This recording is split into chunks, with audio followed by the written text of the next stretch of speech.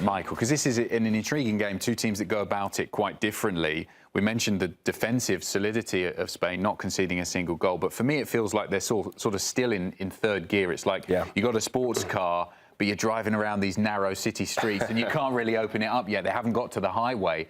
I get this sense that there is a lot more to give from this team going forward.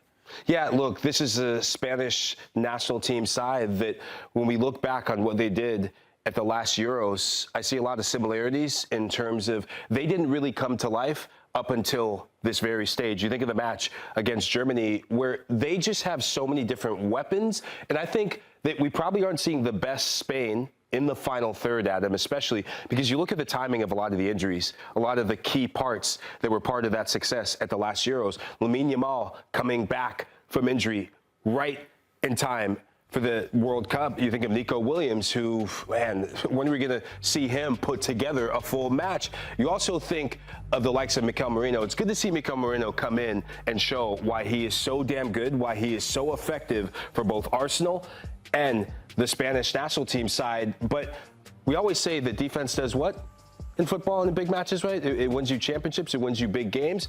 I love that Spain has done an excellent job of finding ways to win matches in both boxes. And that's down to the fact, and one player that I don't think gets a lot of credit for how good Spain has been Aymeric Laporte.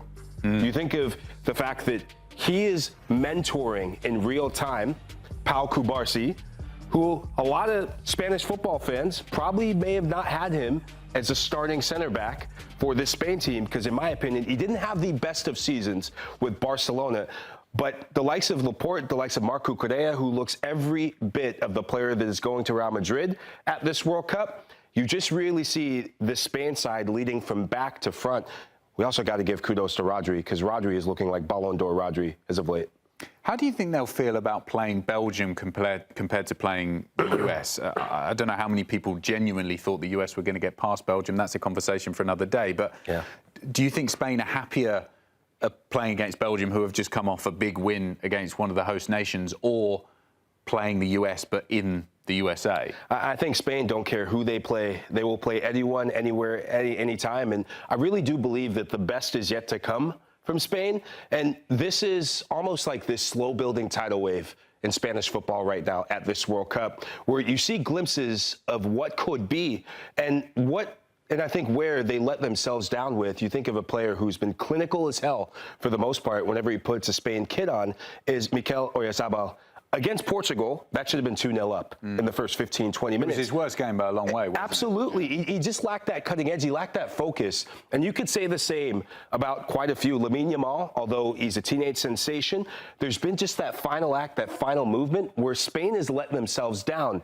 But what I love about Spain is they keep finding ways, it's death by 10,000 paper cuts, where they grind you down, and it's their midfield that has really taken a hold of matches in the second half. I point to the partnership of Rodri and Pedri.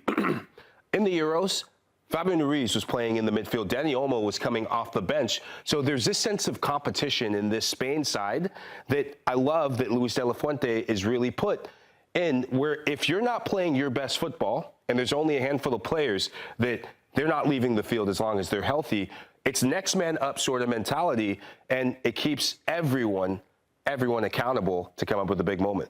What about Belgium? How are they feeling going into this game? They must have derived so much confidence by that victory and the manner of the victory against the US, you know, being able to deal with such a partisan crowd, what had happened beforehand with Balogun, and being able to put in such a dominant performance, really keep their hand on the US's head throughout the entire game.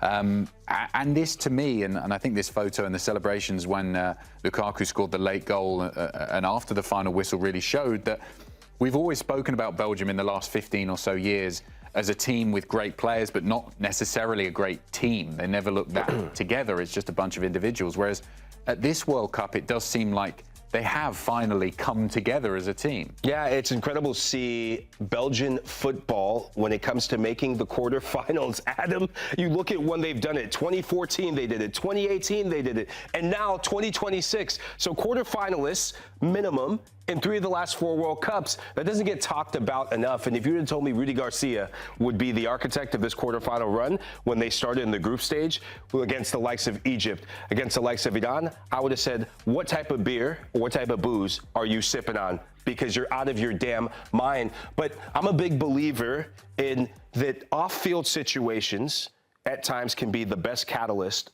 for a team and a Belgian national team that's looked divided at different times.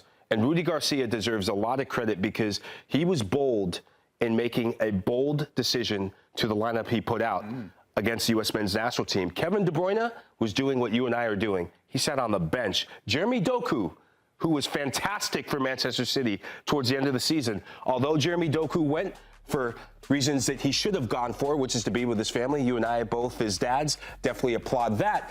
But to field a team with Nicholas Raskin, who when the World Cup started, he wasn't in the plans, I'm sure, for Rudy Garcia, to field a team like this, where Dodi Lukubakio, Benfica player who we covered in the Champions League, he wasn't in the tea leaves.